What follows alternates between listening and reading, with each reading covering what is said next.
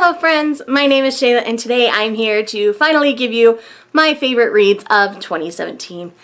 All of these books have been rated 4.5 or 5 stars. These are books that have stuck with me, stood out in this reading year of 2017, and I am really excited to share them all with you. These are ranked from 10 to 1, and some of these have multiple books in their slot, and I will explain why as we go along. So let's go ahead and dig right in. So the number 10 slot goes more to an author than an actual book, and that is A.G. Howard. I've fallen in love with A.G. Howard's writing this year. Between The Architect of Song and Roseblood, which are the two A.G. Howard books that I read this year, I really fell in love with her atmospheric writing and all of the things to do with her stories. Roseblood is a Phantom of the Opera inspired story, and Architect of Song is a new adult paranormal fantasy kind of story, which I really ended up loving and enjoying. I know that these books are not everybody's cup of tea, and that's okay, because I know that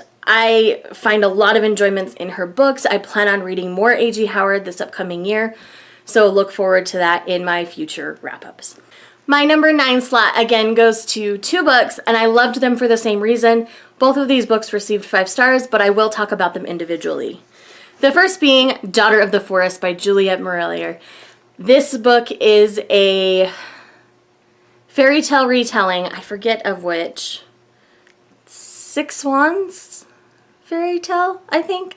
Anyways, April Sarah over on her channel finally talked me into reading this book, and I'm so glad she did. She's actually doing a read-along of the entire series this year, so I do plan on rereading Daughter of the Forest as well as reading the rest of the series this year with her, because I really enjoyed this read. It is a dark, atmospheric fairy tale, and it's not the happiest of fairy tales. This is a very tragic fairy tale in my eyes, and I actually loved it for that reason. I loved that it wasn't this perfectly tied up happy ending, and that there's more to go in this story. So this is the number 1. This is like 9, and then 9.5 is the next book. The other book in my number 9 slot was The Bear and the Nightingale by Katherine Arden. Again, it is that same atmospheric fairy tale retelling, reimagining feel that earned this part of my number 9 slot. The Bear and the Nightingale is about this wonderful girl named Vasilisa and her journeys through life. We start out when she's born, and she loses her mother very young, and all of these things. She ends up with this stepmother that comes in who is ultra religious, and Vasilisa is very much tied to the Russian fairy tales of her native area. And this is a beautiful, beautiful story. I really enjoyed Vasilisa as a character. She's not going to be everybody's cup of tea because she is a little bit out there and a little bit odd, but I love her for that. So go ahead and give this one a read and a good look at, because it is a beautiful, beautiful story. April and I are also going to be buddy reading the second book in this series next month, so we are really excited for that. My number 8 slot goes purely for an enjoyment status, and that is Court of Rings and Ruin by Sarah J. Maas. This is book 3 in her Court series. This is the quote-unquote end of Feyre and Rysand's arc, and I know they're getting a little like spin-off novella coming out this year to kind of bridge the gap between this series and her spin-off series to come. But I really enjoyed this story. I enjoyed reading the end of their arc. I am trash for this series. I know it's not the best written series out there, but I thoroughly enjoy it, and I don't care what anybody else thinks because I love it. So there's that for you. Next up is another honker of her book, and that is The Wise Man's Fear by Patrick Rothfuss. I read the second installment in this series in 2017, and I really enjoyed it. The Kingkiller Chronicles is a very well thought out story, though this book had its moments where I think it could have been edited a little bit more. I do think that this book was purely enjoyable and very, very fun. I am anxiously anticipating the third book in the series, just like everybody else who has finished up to this point. Who knows when we'll see it? I mean, Patrick Rothfuss, has yet to say anything about when, but I am looking forward to whenever it comes out because it truly is an enjoyable story.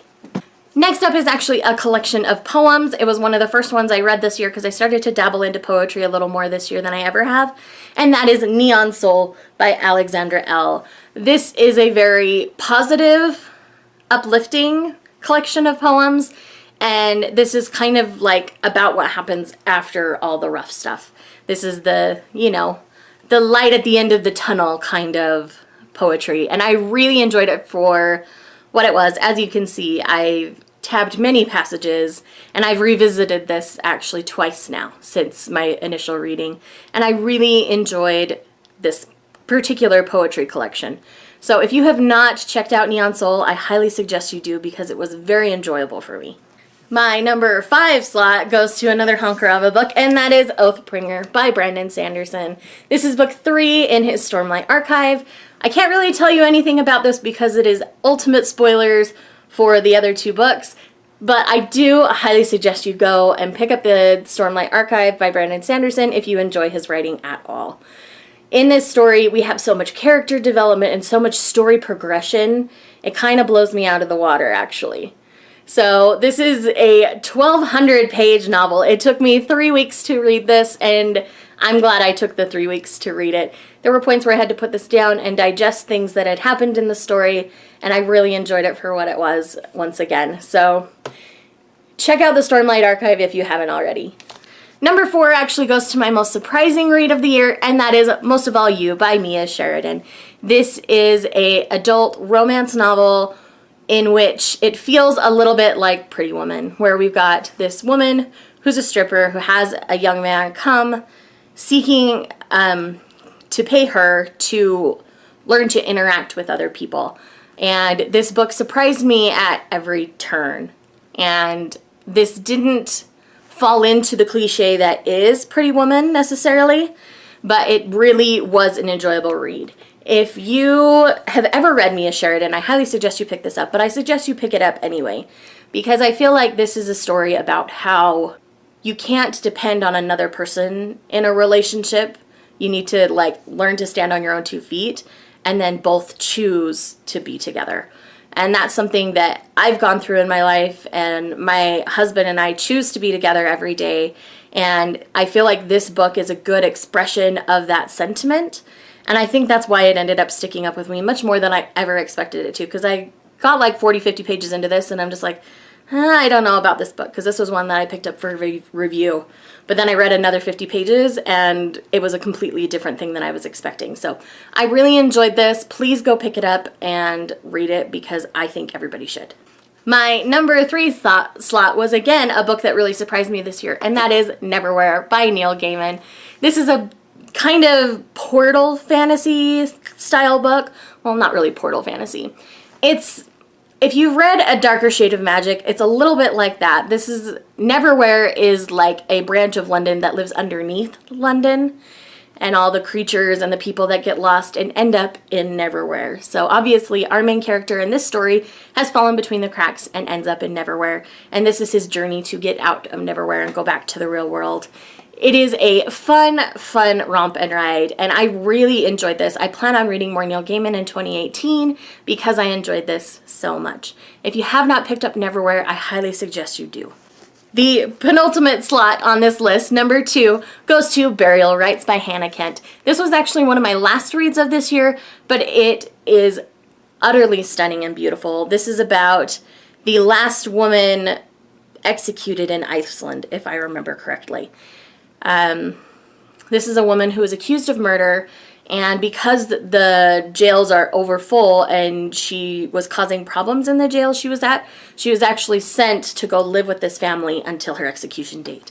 And it is a very interesting story about how she interacts with the family, how the family interacts with her, how the people in town react to her, and you also get flashbacks of how she ended up at the events of the accused murder. So this was a really interesting read. I thoroughly enjoyed it. It's about 300 pages. Hannah Kent's writing is absolutely atmospheric and beautiful, and if you have not checked this out, I highly suggest you do.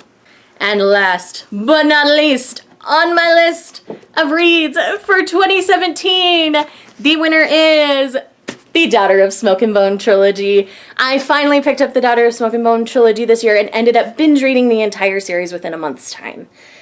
I fell in love with Laini Taylor's writing. I fell in love with the characters and everything to do with this series. This is the only slot on my list that ended up with a not 4.5 or 5-star rating, because we go 5 stars with Daughter of Smoke and Bone, 4.5 stars for Days of Blood and Starlight, and 4 stars for Dreams of Gods and Monsters. I did enjoy the whole series as a whole, and the whole series in and of itself comes to a 4.5 star rating, so I do highly recommend this series. If you have ever been curious about this series, please pick it up. It is so good. It sat on my shelf for far too long before I did, so I highly suggest you guys pick it up. Alrighty friends, that is my list of my top 10 of 2017. Yes, some of these slots had multiple books, but you understand why now that I've had a chance to explain them to you. Thank you guys so much for watching this video. If you're new, please like and subscribe. I would love to tell you guys more. I will see you in my next video, which should be my 2018 reading goals. Have a wonderful day, and I will see you in the next one. Bye.